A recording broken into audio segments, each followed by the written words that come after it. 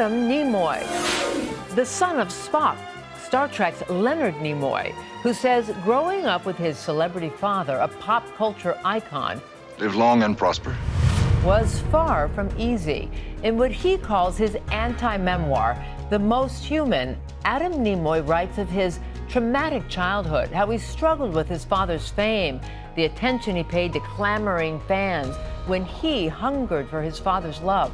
A fraught relationship, he says, made worse by his dad's drinking. And he writes of his own addiction. Hey, Mr. Nimoy! And how finally, in the last years of his father's life, they found peace. Adam Nimoy, son of Spock, he is today's LA Story. Hello, everyone, and welcome to a very special edition of LA Stories. I'm Giselle Fernandez, and we are here with the author of The Most Human, Adam Nimoy. Thank you for inviting us into your home. Thank you for coming. So this is a very revealing window, very intimate window into your childhood with this incredibly iconic, famous father. In the book, you talk about how he did the pilot. Definitely something out there, Captain, headed this way. And he came home with these Polaroids, and he showed them to you. How did that make you feel when you saw him in that getup? You know, Giselle, I have never revealed this, but I happen to have one of the Polaroids that my dad brought home in December of 1964. This is what he showed me when I was 8. And this is the first time I saw anything, any inkling of what was going on. And you were excited. It was so exciting to see this. Mr. Spock here. We're intercepting a follow-up message, sir. This first pilot of Star Trek, it was a very exciting moment. It was one of those moments that I knew I would never forget. And obviously, it debuted, Star Trek debuted in 1966, and you say his fame was immediate? It was immediate. It was, people started glomming onto Spock. He's a very exciting character. His character really seemed to resonate with people. People could relate to him on a number of different levels. Why do you think that is? Spock is an outsider. He's different from the rest. And you think there are many people who feel like on the outside and don't feel like they fit in? Correct, including myself. There are a lot of us who feel that way. We just feel like that we don't, we're not that popular, we're not the smartest, we're not the best in sports, or in other competition. We just sometimes feel like we're loners on the outside looking in, and Spock was very much that figure, but gave a dignity to it and just a real sense of pride and joy. My father himself pointed out to me, he's the only member of the core crew of the Enterprise who's from another planet. They had an interracial crew, and of many different ethnicities, but the only alien was Spock, and as such, he really was the ultimate outsider. You said by the time you were 8 years old, literally, you could not go out of the house without fans and paparazzi there. What was that like to all of a sudden see just your dad on TV and then go from that to like an onslaught of people all around you? Well, Giselle, it's an adjustment. Sacks of mail were showing up at our house. I mean, it was pretty instantaneous. And by 10, you said there started to be some friction between you and your dad. You saw him giving all this attention to the fans. When you were hungering for your own father's attention, is that where things started to brew a bit of discontent? In all honesty, it happened even before that. I mean, my dad was from a completely different generation than me. He was raised in Boston during the Depression. His parents were Ukrainian immigrants. For him, it was all about survival and work, odd jobs, pursuing his passion, which was acting. When he decided to go to Hollywood, his parents were not supportive of him whatsoever. So he came to LA with nothing and, made his way. He's a completely self-made man.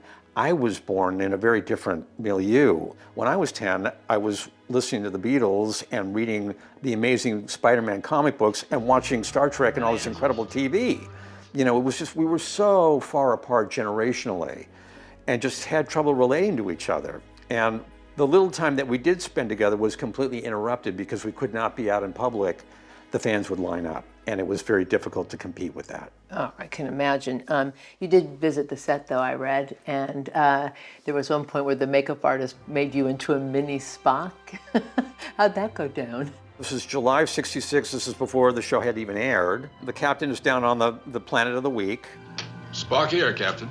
And Spock is in the captain's chair and having a conversation with Captain Kirk. I came out of the turbo lift from behind him and walked up to him. Hi, Daddy. They were always playing pranks on the set, and this was their idea of pulling one on Dad. How did he respond? His attitude was like, Okay, you got me. Okay, this is really fun. This is really funny. I mean, these things were difficult for him because he was so, it took a lot of focus for him to stay in character.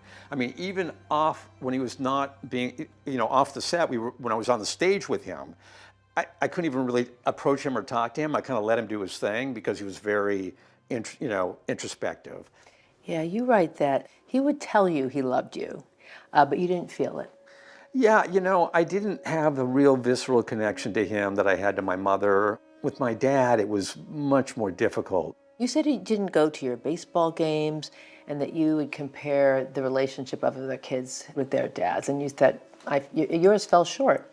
Well, I didn't know at the time that this was the way it was until I saw how my friends interacted with their fathers, and it was a very different experience, yeah. I just didn't have a really close relationship to him. And when he was finished with Star Trek and Mission Impossible around 1971, then he had a little more time on his hands, and I was in my teenage years, and that's when the real trouble started between us. I read this fun story right in the book about how you stole his car. Oh, I just borrowed it. I didn't steal it. And you went for a joyride with a bunch of hot girls and got pulled over by a cop. How did that go down at home?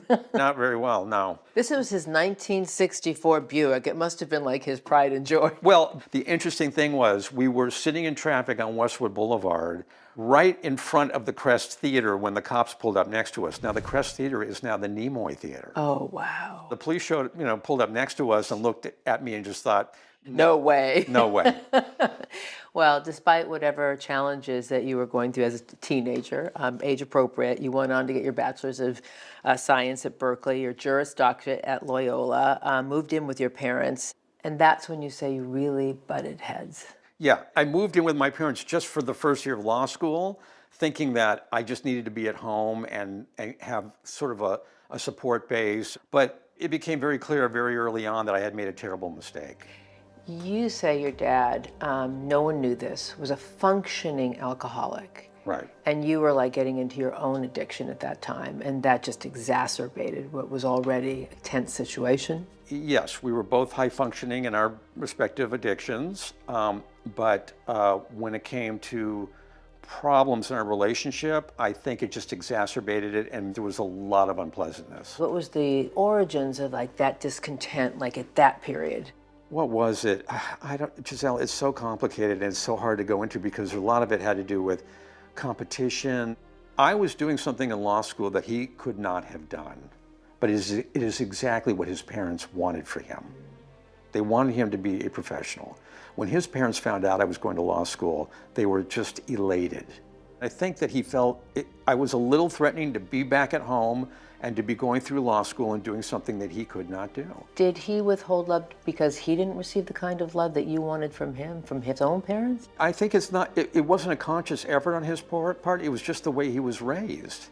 He just wasn't used to he was very Spock-like in that respect. He was just not used to being very emotional and very open with his feelings, and that created a lot of trouble at home. It was very difficult for him to relate to. A lot of people have a high regard for Leonard Nimoy, as do I. I mean, I always say throughout the whole book, despite the issues I had with him, I was always proud of him. So this is not like a daddy dearest. You're not just talking about the challenges, you're talking about how you overcame them. And we're going to get into that when LA Stories comes right back.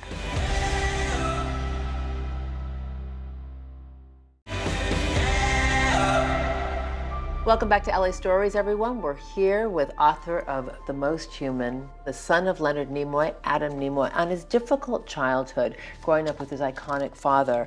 You called your dad a functioning alcoholic, excessive drinking, you write, that started during the filming of Star Trek, to help him cope with pressures, and not just with producers, grueling hours, but a fraught relationship with William Shatner.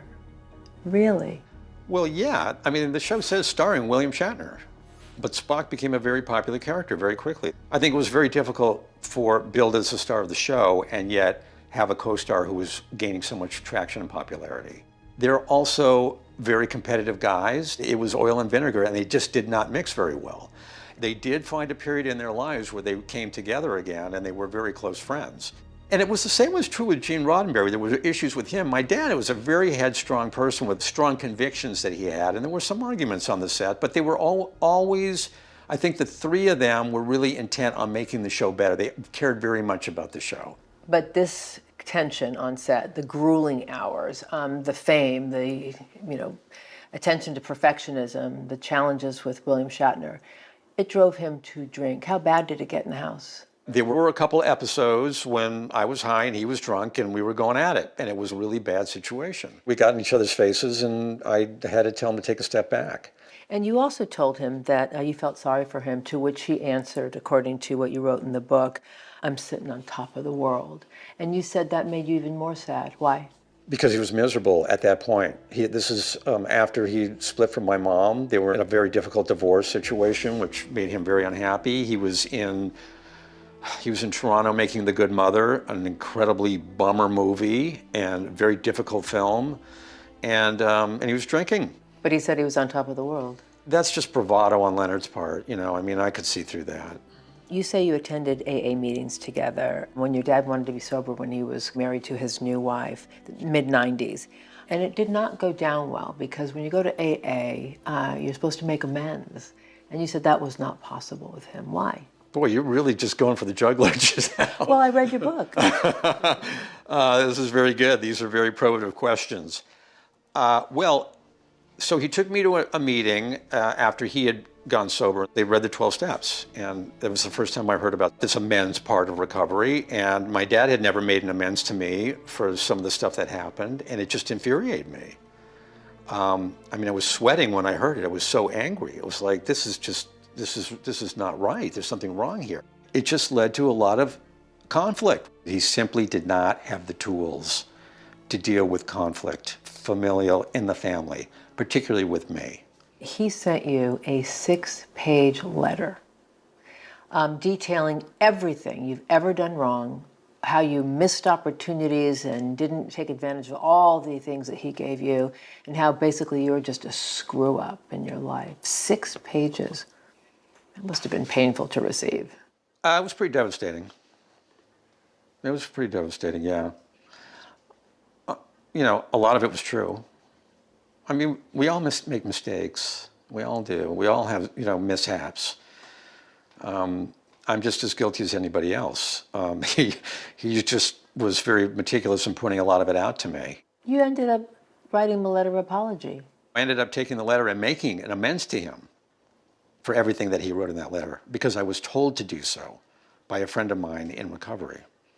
I didn't want to do it, but he was 10 years further along in recovery than I was. And he's a guy who said, look, go to your dad, make the amends, and let go of your own resentment towards him, and get on with your life. And I didn't feel it, and that happens a lot in AA. People give you direction, and we fake it till we make it, So you went to him. I went to my dad, and I read everything on the letter, and I said, I'm sorry that happened, and I'm sorry you felt that way, and I'm sorry I did that, and you're right, it was a mistake, and I wished I had done it better, and all I can do is say now is I apologize, and if there's anything else I can do to make up for it, please let me know, and just let go and let God and see what would happen. And he really seemed to be enjoying the experience, actually. Did he forgive you? Yeah, he did forgive me. He invited me to Shabbat dinner the following Friday, and our relationship completely changed. Completely changed. It took a little while, and I was shell-shocked by the whole experience, I felt like I had completely capitulated to him.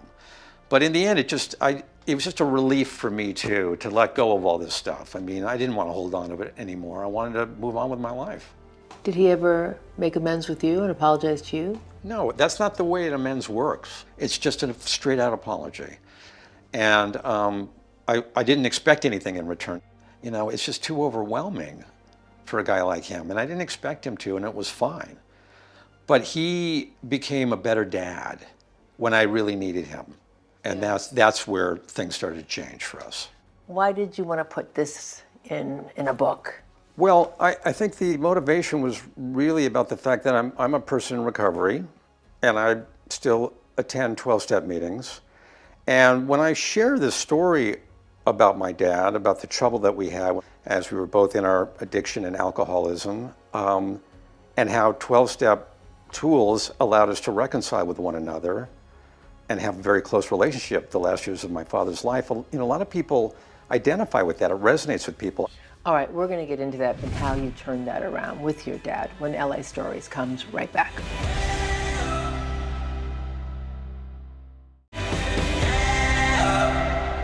Welcome back to LA Stories. We're here with author of The Most Human, the son of Spock, Leonard Nimoy, Adam Nimoy, and how he reconciled with his father before he died and got his life back on track. Boy, your life seemed to really collapse at one time. You were deep into your addiction. What finally made you get sober? It was really for my kids. I just didn't want them to see me inebriated all the time, and I wanted to be more present for them. You got into substitute teaching, worked on rebuilding the relationship with your kids, eventually got remarried, and then your wife, Martha, died of cancer. I'm so sorry. This is when you say your dad most showed up for you? Yeah, my dad, and I took care of her for the next 18 months, and my dad took care of me. He was just my go-to guy. He was just present. He'd show up at the house with food for the week, prepared foods to stick in the fridge, and he every so often would take me to Beit Teshuvah, this congregation and residential addiction treatment center. He'd give me a break on a Friday night to go to Shabbat service with him. How meaningful was that for you after everything you'd been through with him? Well, it was everything. I mean, it was, I finally felt like I had the dad that I needed to have, someone I could really rely on. And my mother had passed at that point, so it was really just me and him. Just a few years prior to that, I never would have thought that that was possible. Yeah, so you can repair those relationships. That's one of the big takeaways from the book. Yeah, but I needed to make some changes in my life to get there. Well, yeah, you seemed like you turned your life around at that point, beginning in a real way. And you made this documentary on your dad, and you visited all the places where Leonard grew up, back on the streets of Boston. So maybe when I was 11, we were up here, we moved our way up the hill onto Beacon Hill to sell papers, yeah. What did you learn about your dad you did not know that surprised you? Well, I didn't really understand the extent that his life in Boston had molded him. The city gave him opportunities that really shaped him in terms of where he wanted to go with his life. It was the Elizabeth Peabody House, and they had a theater there. And that's where he was in his first theater production and got the bug. Wow. Yeah, Boston nurtured his own talent and his own, passion, and gave so much to him in a way that I never really understood before. And he was so grateful for what the city had given him. And your dad took great pride in the fact that he was part of the original cast of Star Trek before J.J. Abrams revised the role. What did it mean to him to go back and do this new iteration with J.J. Abrams? It was a very important time of his life. It was really bookending his life. I am not our father. Spock was the only continuing character and the only one to get picked up in the new iteration under J.J. Abrams, and he was very excited about it. Good luck. It was very rewarding, satisfying, a lot of pride, a lot of good feeling, a lot of great way to kind of begin the last chapter of my dad's life. Yeah, and J.J. wanted him to come back and do yet another Star Trek, but your dad said to you, I don't think I'm going to make it. Yeah. And he was right. That is correct. He didn't think he was going to be around. Those were his words. And first of all, for him to share anything about his emotional state of being was completely unusual for me to hear. It was just like, wow, hello. Because my dad just didn't share his emotions that much like his most famous alter ego. But the fact of the matter is that the idea that he thought he was going to be gone by then was also a big shock to me because he seemed so normal and so okay. And in fact, just weeks later, he was gone. At 83 of lung disease. And you said that you had an epiphany there sitting with him as he was passing away. What was that epiphany? I just felt very close to him. I still felt his spirit. I still felt a lot of gratitude that we had resolved our relationship. There was no regrets. And I just felt kind of in this kind of feeling of unity and love with him, just being alone. Very healing, too. Very healing, absolutely, yeah. Yeah. It was just a couple of years later that you came out with your documentary, For the Love of Spock, right? For the Love of Spock, Adam Nimoy, Mark. And you said having to put all that together, kind of sum up your dad's journey in life, that was very cathartic for you as well. Yeah, I mean, as was writing the book, it was very comforting for me. It was a way to pay tribute to him, to honor my father in a way that I really wanted to. It was very therapeutic in a way to be able to have that experience. Well, the book is The Most Human by the son of Leonard Nimoy, Adam Nimoy, and it's really inspiring in so many ways. And it's wonderful to know, for so many of our viewers to know, relationships can be healed. And I think that's one of the biggest takeaways. Thank you for sharing your life story with us, your book with us. We really appreciate it and wish you the best of luck. Thank you so much, Giselle. Thank you. And thank you for watching another edition of LA Stories. I'm Giselle Fernandez. We'll see you next time. That was awesome.